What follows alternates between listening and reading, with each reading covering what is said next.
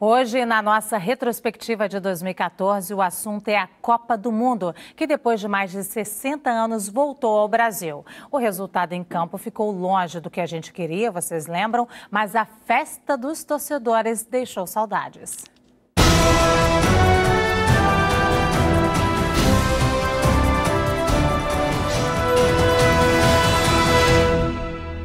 A expectativa era grande. Um ano antes, durante a realização da Copa das Confederações, o Brasil tinha enfrentado uma onda de protestos nos principais centros urbanos do país. E entre as palavras de ordem dos manifestantes estava uma que causava apreensão: não vai ter Copa. Não vai ter Copa!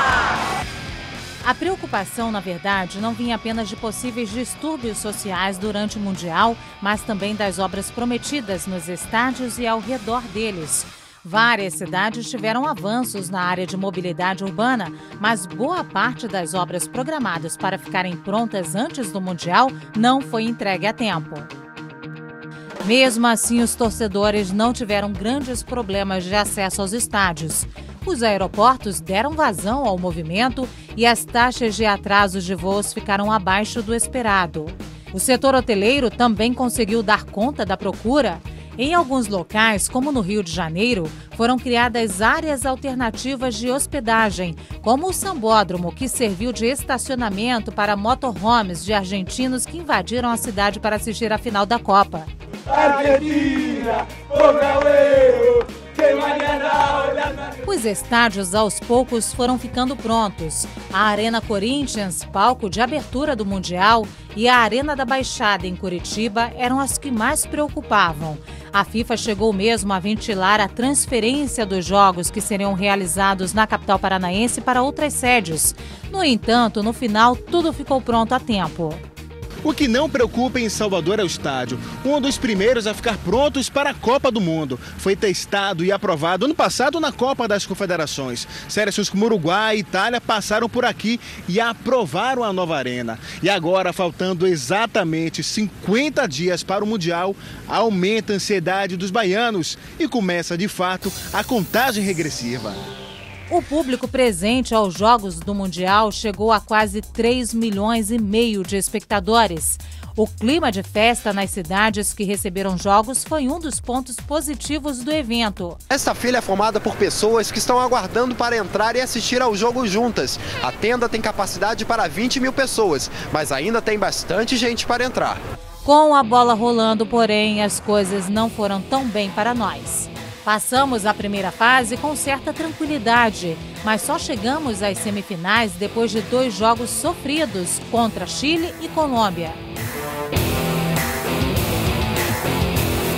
O sonho de um novo título ruiu da pior maneira possível. No Mineirão, fomos goleados por 7-1 pela Alemanha. Um jogo que durante muitos anos ainda ficará marcado na memória da torcida brasileira. Perdemos ainda para a Holanda e ficamos em 4º lugar. O título foi conquistado com justiça pelos alemães. A Alemanha disputou pela 8ª vez uma final de Copa do Mundo e venceu pela 2ª vez a Argentina, se tornando o primeiro país europeu a vencer uma Copa do Mundo nas Américas.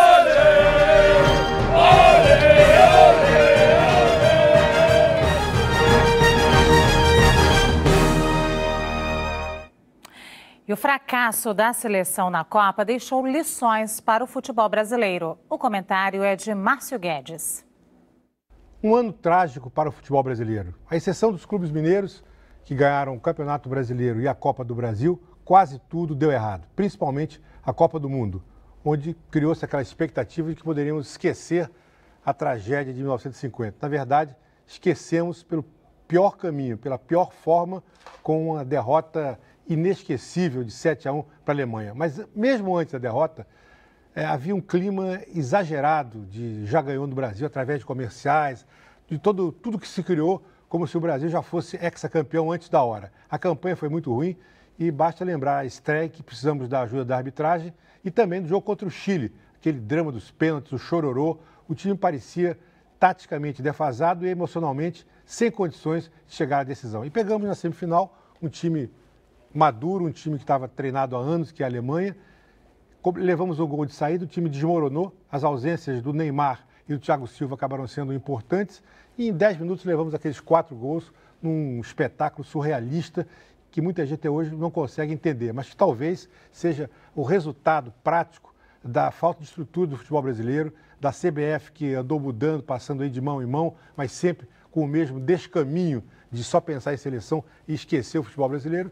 Então nós vimos que o nosso futebol está taticamente ultrapassado, tecnicamente fraco, porque os garotos saem cedo do país e os bons jogadores estão todos na Europa, e o resultado foi isso. Espero que esse resultado sirva de lição para os dirigentes, que a partir daí haja uma reformulação de métodos, de conceitos, de treinamentos, para que isso se repita. E quem sabe possamos sair na próxima Copa para um resultado, se não de título, para um resultado melhor. Que essa derrota terrível deixe claro que precisamos melhorar muito e que é fundamental uma reformulação de mentalidade no nosso futebol.